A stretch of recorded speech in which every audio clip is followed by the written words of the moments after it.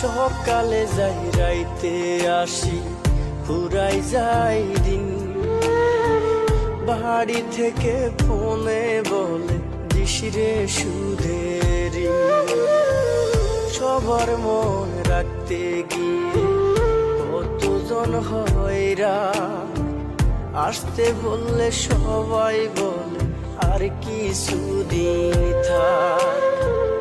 হাসি মুখে কথা বলি দেয় যে সান্ত্বনা, মা গো মা, ও গো মা, কেউ তো মা গো আমায় বোঝে না।